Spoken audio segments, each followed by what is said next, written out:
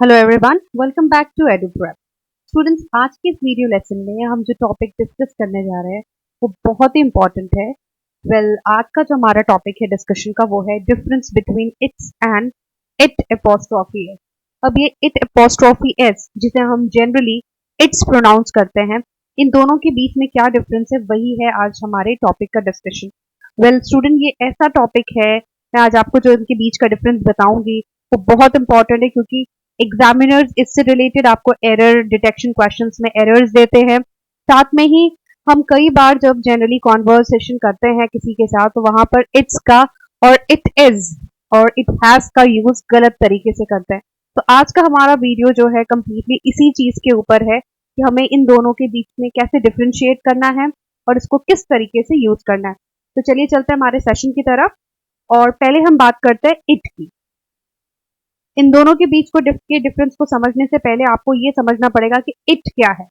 Student, आपको पता है इट जो है it's a third person singular pronoun, ठीक है। It's a singular neutral pronoun हम इसे कहते हैं, क्योंकि जनरली इसका यूज किया जाता है किसी भी थिंग्स को या आइडियाज को एक्सप्रेस करने के लिए, राइट। जैसे कि अगर मैं आपसे कहूं the car is blue, right, और फिर मैंने कहा it has some unique features, right. तो इस सेंटेंस में मैं पहले आपको इट बता दे रही हूं, जैसा कि मैंने अभी आपसे कहा है कि इट जो है ये थर्ड पर्सन सिंगुलर एंटिटी को डिनोट करता है। ये थर्ड पर्सन सिंगुलर प्रोनाउन है और यूजुअली किसी भी जो न्यूट्रल चीजें होती हैं, जो कोई थिंग है या आइडिया है, उसको रिप्रेजेंट करने के लिए हम इट का यूज करते हैं। जैसा कि आप इस सेंटेंस में देख रहे हैं, हमने क्या कहा, जो कार है वो ब्लू है और उस कार के, अब ये इट क्योंकि प्रोनाउन है तो इस नाउन के लिए ये आपको यहाँ पर एक्सप्लेनेशन दे रहा है। हम नाउन को रिप्लेस कर रहे हैं इट से, राइट।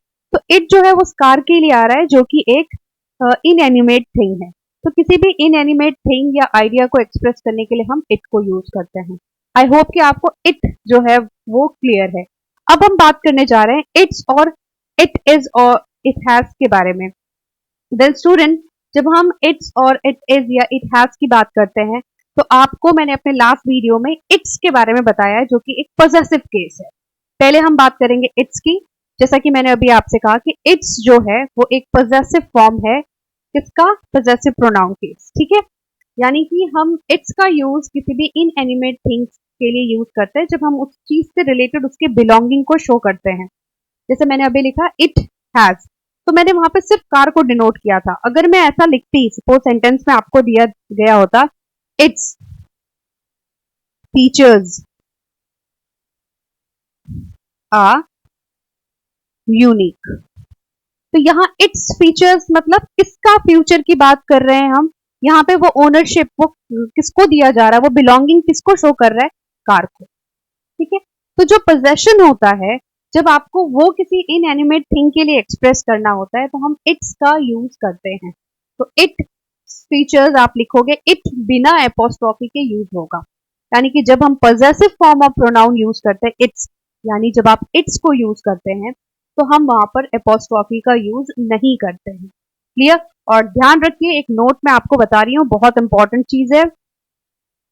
बहुत लोग ऐसे यूज करते हैं, तो ये तो बिल्कुल ही गलत है। आप कभी ऐसा यूज नहीं कर सकते हैं। आपको याद रखना है कि अगर आपको ऐसा दिया गया है तो ये पॉसेसिव प्रोनाउन है जो आपको पोजीशन शो करने के लिए यूज करना है, राइट। कुछ एग्जांपल्स लेते हैं।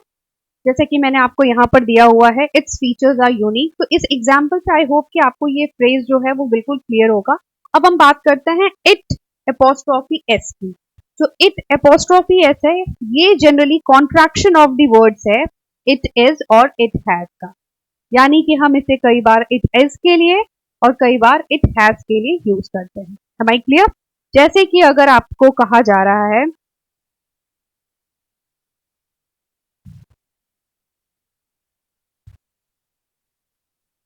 इट एपोस्ट्रोफी एस, और यहां पर लेट्स से मैंने आपको कंफ्यूज करने के इट्स भी दिया हुआ इट।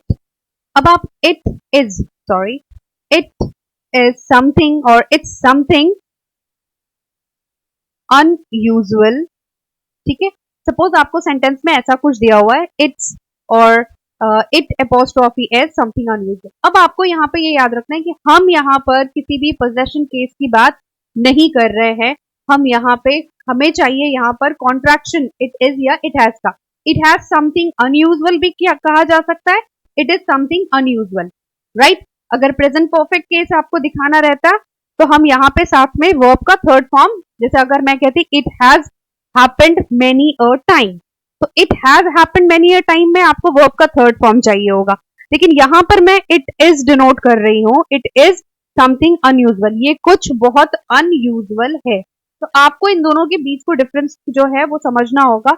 जब आप इट्स कहते हैं तो याद रखिए ये पॉजेसिव फॉर्म है और सिर्फ पोजेशन शो करने के लिए यूज किया जाता है, जबकि इट अपोस्ट्रोफी इज जो है वो कंट्रैक्शन ऑफ द वर्ड है इट इज और इट हैज का, जो जनरली इट इज या इट हैज को एक्सप्रेस करता। अब जैसे मैंने आपसे यहां पे कहा इट इज समथिंग अनयूजुअल, अब नॉर्मली जब हम इसको प्रोनाउंस करते हैं तो हम ये वर्ड यूज प्रोनाउंस करते हैं और इसी वजह से जनरली हम ये गलती एग्जाम में भी करके आते हैं और हम नॉर्मली जब डेली कॉन्वर्सेशन करते हैं किसी के साथ तो ये एक कॉमन एरर है जो हम डेली बोलते हैं, डेली यूज करते हैं। तो इसको आपको ध्यान में रखना है।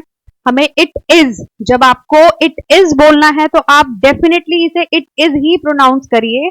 जब आपको इट हैज बोलना है तो आप इट हैज ही बोलिए, उसे गलती से भी इट्स का यूज मत करिए, क्योंकि अगर आपने इट्स बोला है तो पूरा का पूरा जो सेंटेंस का कॉम्पोजिशन है, उसका मीनिंग है, वो इनकरेक्ट हो जाएगा। आई होप कि आपको ये दोनों केस जो है वो क्लियर होगा और जो मैंने अभी आपको नोट बताया था वो नोट आपको याद रखना है। कुछ एग्जाम्पल्स अब देख लेते हैं ताकि आपको क्लियर हो जाए।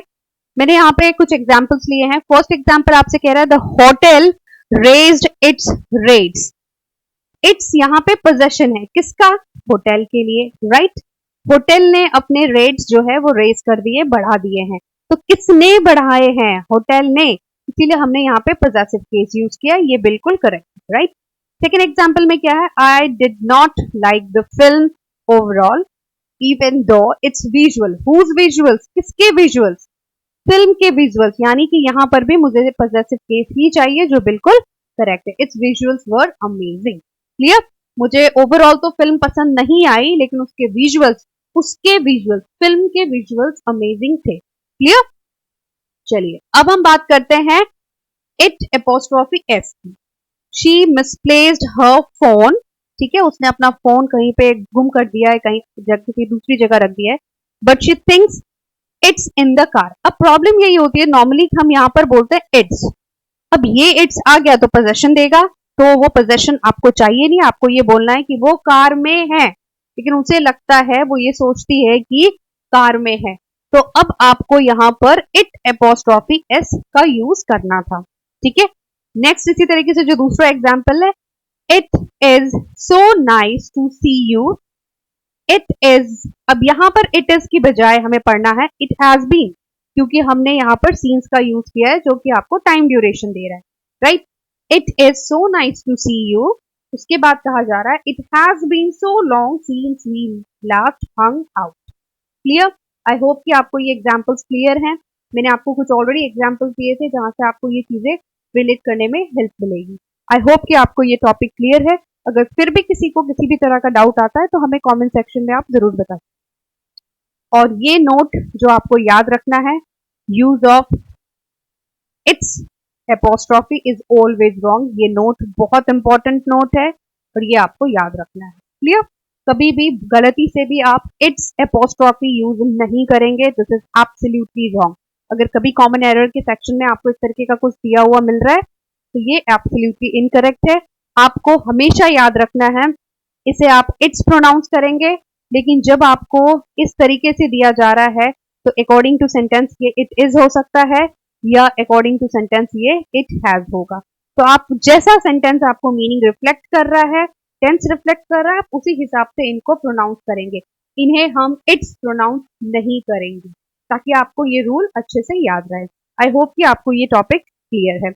वेल, इसी तरीके से मिलेंगे एक नए टॉपिक के साथ अपने नेक्स्ट वीडियो में। Thank you students.